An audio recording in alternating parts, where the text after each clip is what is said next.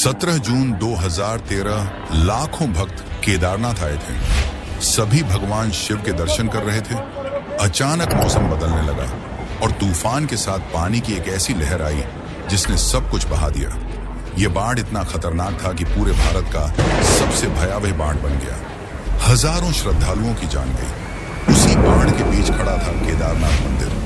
बाढ़ की लहरें मंदिर की ओर बढ़ रही थीं, लेकिन एक बड़ा सा पत्थर उस लहर के बीच आ गिरा, जिसने लहर की दिशा को दो हिस्सों में बांट दिया।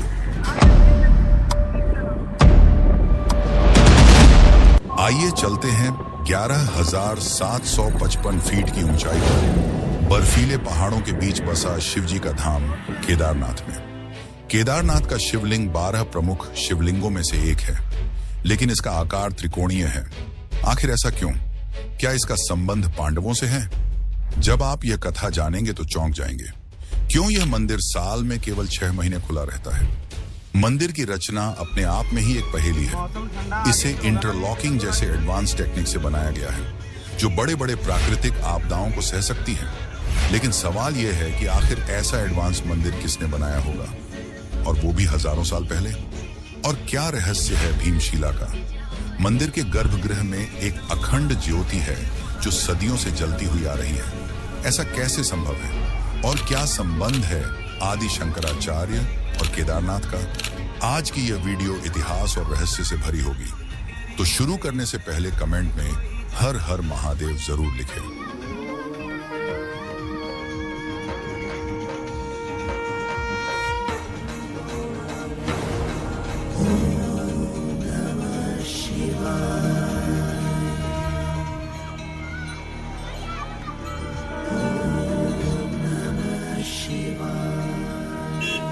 सबसे पहले बात करते हैं इसकी ऊंचाई की। केदारनाथ समुद्र तल से लगभग 3,583 मीटर यानी करीब 11,755 फीट की ऊंचाई पर बसा है। यह एक ऐसा स्थान है जो मंदाकिनी नदी के किनारे बसा है और चारों ओर पहाड़ों और बर्फ से घिरी हुई है। केदार का अर्थ होता है अर्द्र भूमि यानी नम जमीन। ये वो स्थान है जहां शिव जी ने बल रूप धारण किया था, जिसकी कथा हम आगे जानेंगे। साइंटिस्ट के अनुसार केदारनाथ मंदिर 400 सालों तक यानी करीब 300 से 1,700 ईस्वी के बीच बर्फ के नीचे ढका हुआ था। इसी काल को लिटिल आइस एज का भी नाम दिया गया है। लेकिन क्यों शिवजी केदारनाथ छोड़कर चले गए और उन्होंने बैल का रूप धारण किया था? और ऐसा क्या हुआ कि वे पांडवों को अपना दर्शन नहीं दे रहे थे? आइए जानते हैं। ये तो हम सभी जानते हैं कि महाभारत का युद्ध दो भाइयों के बीच ही था। महाभारत समाप्त हो चुका था। पांडवों ने अपने ही गुरु, भ्राताओं और चाचाओं का वध कर दिया था। कौरव उनके खून के रिश्तेदार थे। युद्ध समाप्त होने के बाद पांडवों के मन में अपराध बोध आ गया। सबके सब पाप के बोझ से दबे हुए थे। उनके साथ द्रौपदी भी इस दुख में शामिल थी। सबसे अधिक पीड़ित थे युधिष्ठिर। वे हमेशा सत्य और धर्म की बात करते थे, लेकिन युद्ध में उनसे इतना बड़ा पाप हो गया था कि उन्हें चैन से नींद नहीं आती थी। वे सभी इस पाप से मुक्ति पाने का रास्ता ढूंढने लगे। उन्हें भी पता था कि इतने बड़े पाप को धो सकने वाला केवल एक ही है, जो थे स्वयं भगवान शिव। शिव जी को त्रिपुरारी कहा जाता है, अर्थात वे पापियों का भी उद्धार करते हैं। सबसे पहले पांडव काशी पहुंचे, जिसे वाराणसी के नाम से भी जाना जाता है। काशी शिव जी की सबसे प्रिय नगरी है। ग्रंथों के अनुसार शिव जी काशी में ही विराजते हैं और वहां आने वाले हर प्राणी को मोक्ष देते हैं। पांडवों ने सोचा कि शिव से मिलने और क्षमा मांगने के लिए इससे अच्छी जगह और कोई नहीं हो सकती। लेकिन जब वे काशी पहुंचे और उन्होंने शिव की खोज शुरू की, तो उन्हें सिर्फ निराशा हाथ लगी। भगवान शिव उनसे मिलना ही नहीं चाहते थे। लेकिन ऐसा क्यों? शिव जी ने महाभारत के हर छल को देखा था, चाहे वो कर्ण का वध हो या दुर्योधन का अहंकार। वे जानते थे कि पांडवों का मन सच्चा है, लेकिन शिव जी स्वीकार नहीं करना चाहते थे। और अब शुरू हुआ छिपने का खेल। शिव पांडवों से छुपने लगे और पांडव उन्हें ढूंढते ढूंढते थक गए। जब शिव जी ने देखा कि पांडव उन्हें काशी में ढूंढ रहे हैं, तब वे काशी छोड़कर हिमालय की ओर चले गए। हिमालय के बीचों बीच एक पवित्र स्थान है जिसे गुप्त काशी कहा जाता है, यानी छिपी हुई काशी। यह स्थान काशी जितनी पवित्र मानी जाती है, लेकिन यह छिपा हुआ है ताकि साधारण लोग इतनी आसानी से यहां न पहुंच सके। शिव वहां पहुंचे और उन्होंने एक चाल सोची। उन्होंने एक विशाल बैल का रूप धारण कर लिया। यह कोई साधारण बैल नहीं था, बल्कि यह नंदी का रूप था, जो उनके वाहन है और प्रिय भी। और नंदी का रूप धारण कर वे साधारण पशुओं के झुंड में जाकर छिप गए, वहां घास चरने लगे। जब पांडवों को यह पता चला कि शिव जी काशी छोड़कर हिमालय की ओर जा चुके हैं, तो वे हिमालय की ओर चल पड़े। गुप्त काशी तक पहुंचना आसान नहीं था। उन्होंने कई संतों और गुरुओं से पूछा और अंत में कई दिनों की कठिन यात्रा के बाद वे गुप्त काशी पहुंचे। लेकिन वहां पहुंचकर वे हैरान रह गए। उन्हें शिव नहीं, बल्कि हजारों की संख्या में पशुओं का एक बहुत बड़ा झुंड दिखाई दिया। इतने सारे पशुओं के बीच शिव को पहचान पाना लगभग असंभव था। तब भीम ने विशाल रूप धारण किया और अपने पैरों को दो बड़े पहाड़ों के बीच में रखा। उन्होंने पशुओं को आदेश दिया कि वे उनके पैरों के बीच से निकले। एक एक करके सभी बैल भीम के पैरों के बीच से निकल रहे थे, लेकिन उन्होंने देखा कि एक बैल नहीं हिल रहा है। भीम को शक हुआ कि यही वो बैल हो सकता है जिस रूप में शिव जी हों। भीम ने तुरंत उस बैल को पकड़ने का प्रयास किया, लेकिन जैसे ही भीम ने अपना हाथ बढ़ाया, उस बैल ने अपने सींग जमीन में गड़ा दिए और तेजी से धरती के अंदर समाने लगा। ऐसा इसलिए क्योंकि शिव जी बैल रूप को त्याग कर दूसरे रूप में जाना चाहते थे। शिव जी ने धरती को चीरते हुए उसके अंदर जाना शुरू किया, लेकिन इस बार पांडव शिव जी को खोना नहीं चाहते थे। उन्होंने तुरंत अपनी दोनों भुजाएं फैलाईं और बैल की पीठ का पिछला हिस्सा यानी कूबड़ जोर से पकड़ लिया। भीम के हाथों में मानो बैल का कूबड़ चिपक गया और बैल का बाकी शरीर धरती के अंदर समा गया, जो 5 अलग अलग जगहों पर प्रकट हुआ। यह कोई साधारण घटना नहीं थी, क्योंकि इन्हीं 5 अंगों से 5 केदार की स्थापना हुई। पहला और सबसे प्रमुख केदारनाथ, जहां बैल का कूबड़, पीठ का उभरा हुआ हिस्सा प्रकट हुआ। यही वह स्थान है जहां आज लाखों भक्त दर्शन करने आते हैं। दूसरा तुंगनाथ, जहां बैल के बाहु यानी हाथ प्रकट हुए। तीसरा रुद्रनाथ, जहां बैल का मुख यानी चेहरा प्रकट हुआ। चौथा मध्यमहेश्वर, जहां बैल की नाभि यानी पेट प्रकट हुई। और 5वां कल्पेश्वर या कल्पनाट, जहां बैल की जटाएं यानी बाल प्रकट हुए। जब भीम ने बैल का कुबड़ को पकड़ा तो उन्हें यह पता चल गया कि यह शिव जी है। सभी पांडव डर गए। वे शिव जी से माफी मांगने लगे। उन्होंने हाथ जोड़कर प्रार्थना की और कहा कि हमें माफ कर दो प्रभु, हमने आपको पकड़ने की कोशिश करके बहुत बड़ा अपराध किया है। पांडवों की सच्ची भक्ति को देखकर शिव जी प्रसन्न हुए और वे अपने असली अवतार में आ गए। शिव ने कहा कि तुम लोगों के मन में जो पाप का बोझ है वह आज धुल गया। तुम मेरे सच्चे भक्त हो। इसके बाद पांडवों ने उसी स्थान पर जहां कूबड़ धरती से बाहर था, वहां एक भव्य मंदिर की स्थापना की। आज जो हम केदारनाथ देखते हैं वो वही पवित्र स्थान है। और केदारनाथ में जो शिवलिंग त्रिकोणीय आकार में है, उसका रहस्य भी इसी कथा से जुड़ा है। शिवलिंग भगवान शिव के बैल अवतार के कुबड़ से उत्पन्न हुआ था, जिसके कारण प्रकट होने वाला शिवलिंग का आकार भी कुबड़ है। और इसी कारण से केदारनाथ का शिवलिंग ट्रायंगुलर शेप यानी त्रिकोणीय आकार का है। लेकिन क्या आपको पता है कि पशुपतिनाथ मंदिर जो नेपाल में स्थित है, उसकी उत्पत्ति भी इसी कथा से जुड़ी हुई है। आइए जानते हैं कैसे। लेकिन उससे पहले वीडियो पसंद आ रही है तो इसे लाइक जरूर करें। कथा यहीं खत्म नहीं होती। बैल का शरीर धरती पर समा गया था, लेकिन उसका एक और भाग बचा था, बैल का सिर या कुछ मान्यताओं के अनुसार गला। वह भाग हिमालय से होता हुआ नेपाल पहुंच गया और ठीक उसी स्थान पर जहां बैल का सिर गिरा, वहां पर स्थित है पशुपतिनाथ। यह मंदिर नेपाल की राजधानी काठमांडू में स्थित है और इसे सबसे पवित्र हिंदू मंदिर माना जाता है। मान्यता यह है कि पशुपतिनाथ असल में छठा केदार है। यानी जब 5 केदार भारत में हैं, तो छठा केदार नेपाल में विराजमान है। इसलिए बहुत से भक्त पहले भारत के 5 केदारों के दर्शन करते हैं, फिर नेपाल जाकर पशुपतिनाथ के दर्शन करते हैं, तब जाकर उनकी यात्रा पूरी मानी जाती है। आते हैं पांडवों पर। शिव जी ने उनके पापों को क्षमा कर दिया था और उनको मोक्ष की प्राप्ति हो चुकी थी, लेकिन उनका शरीर अब भी धरती पर था। उन्होंने स्वर्ग आरोहण का फैसला लिया।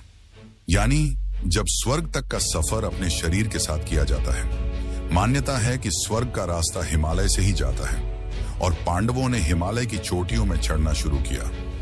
एक एक करके रास्ते में उनके शरीर धरती पर गिरते गए और वे अपने दिव्य रूप में स्वर्ग पहुंचते गए। सबसे अंत में युधिष्ठिर का शरीर गिरा, जो सबसे धर्मात्मा थे, और तब उन्हें सीधा स्वर्ग में स्थान मिला।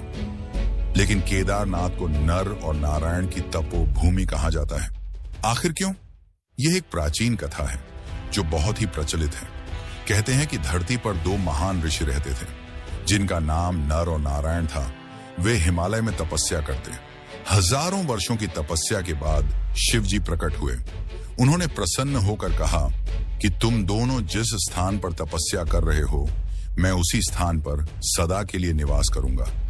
आगे जाकर वही स्थान केदारनाथ बना और इसी कारण से इस स्थान को नर नारायण की तपोभूमि कहा जाता है। लेकिन जो आज का केदारनाथ कई हजारों सालों से प्रसिद्ध होते हुए आया है, पर हर भक्त, हर इतिहासकार के मन में यह सवाल आता है कि आखिर इस मंदिर का निर्माण किसने करवाया?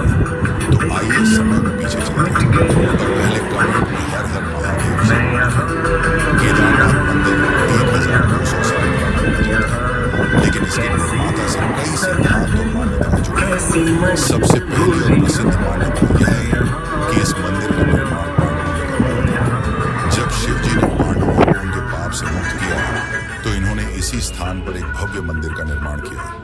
चूंकि उनके पास दिव्य शक्तियां थीं और वे स्वयं कुशल योद्धा और निर्माणकर्ता भी थे, इसलिए उन्होंने यह मंदिर बनवाया।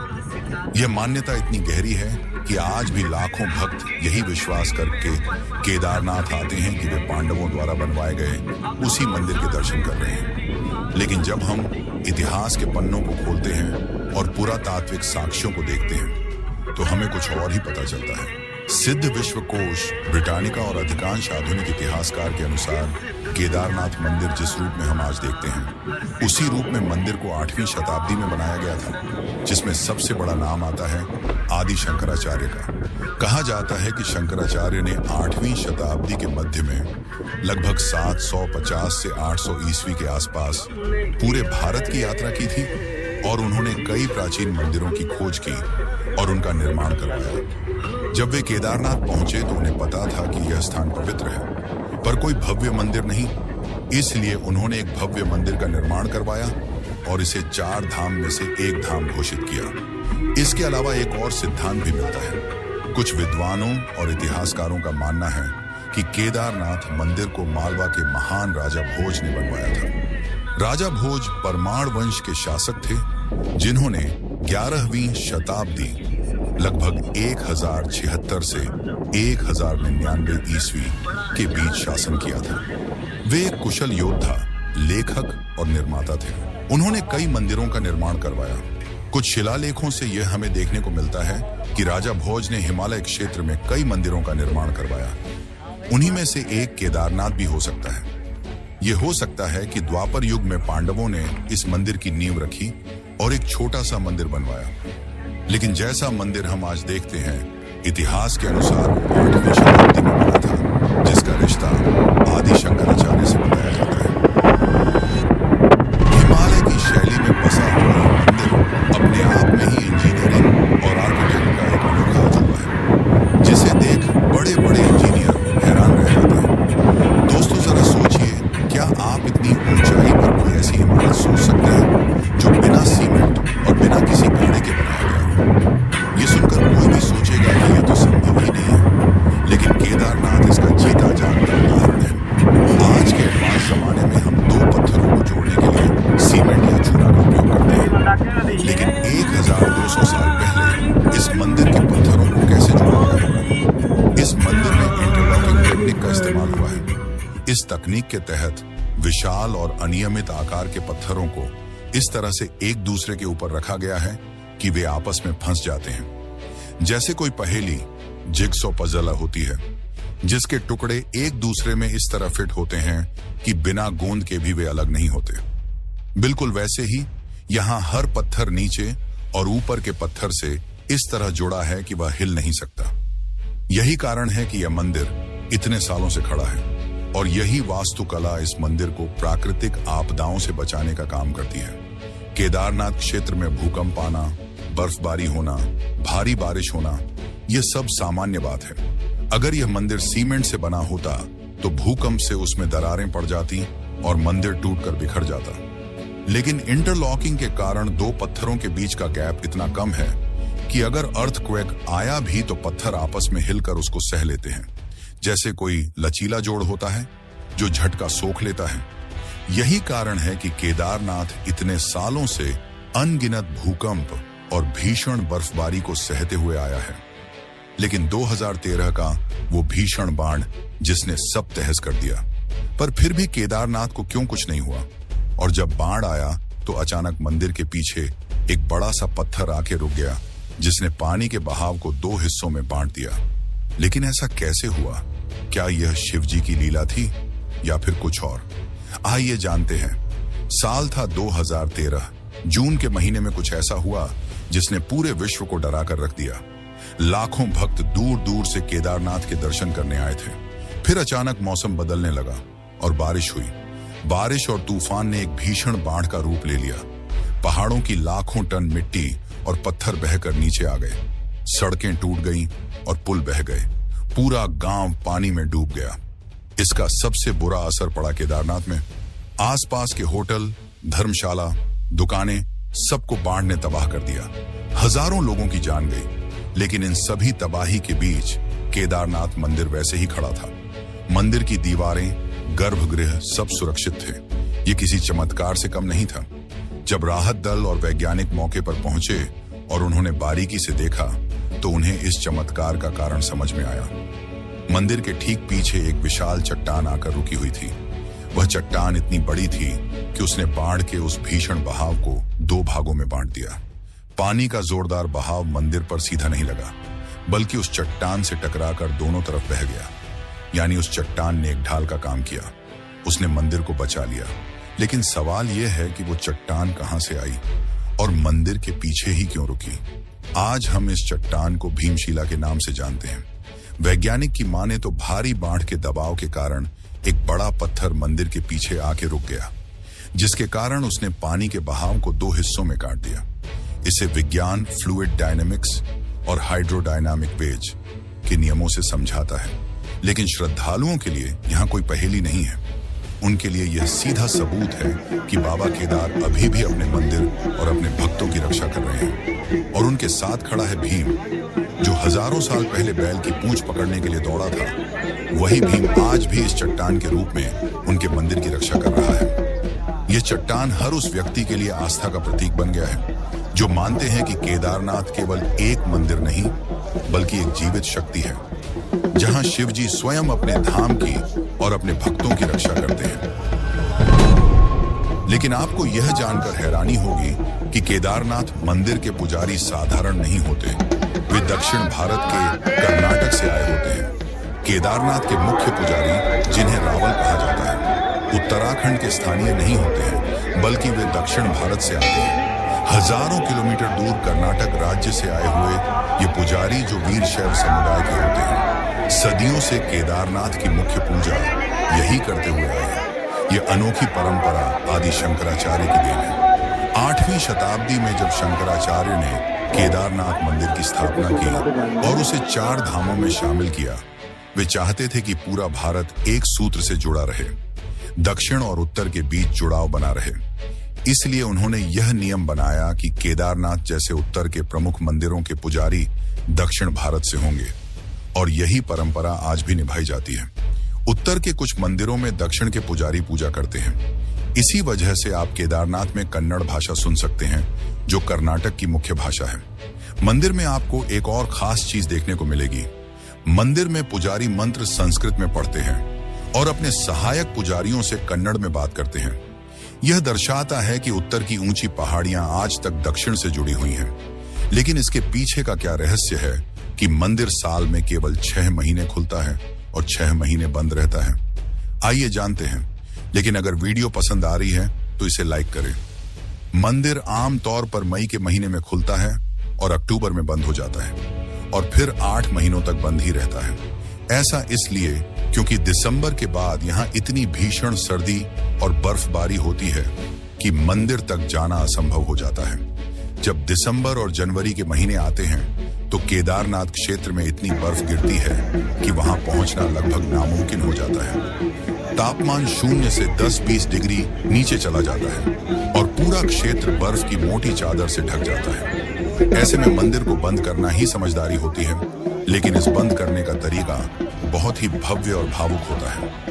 दिवाली के बाद भाई दूज के दिन केदारनाथ को बंद करने की रस्में चालू होती है। सबसे पहले एक विशाल शोभा यात्रा निकाली जाती है, जिसमें शिवलिंग गर्भगृह से छोटा होता है। लोग नाच रहे होते हैं, भजन कीर्तन होता है, भक्तों के आंसू निकल जाते हैं क्योंकि अगले 6 महीनों तक वो शिव जी को नहीं देख पाएंगे। यह यात्रा 70 किलोमीटर की होती है।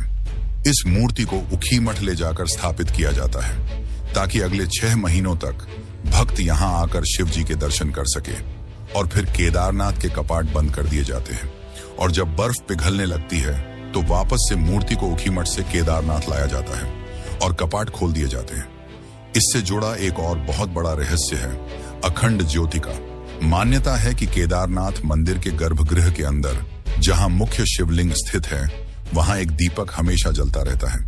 इसे अखंड ज्योति कहते हैं। जब सर्दियों में मंदिर बंद हो जाता है और पूरा क्षेत्र बर्फ में दब जाता है तब भी यह दीपक बुझता नहीं है। बर्फ के अंदर ऑक्सीजन की कमी होती है, तापमान बेहद कम होता है, फिर भी यह दीपक जलता रहता है। सर्दियों में इसे देख पाना संभव नहीं है, लेकिन जब गर्मियों में मंदिर खोला जाता है तो कहा जाता है कि वह दीपक अभी भी जल रहा होता है। वैज्ञानिक नियमों को चुनौती देने वाली इस मान्यता पर आज भी लाखों भक्त अटूट विश्वास रखते हैं।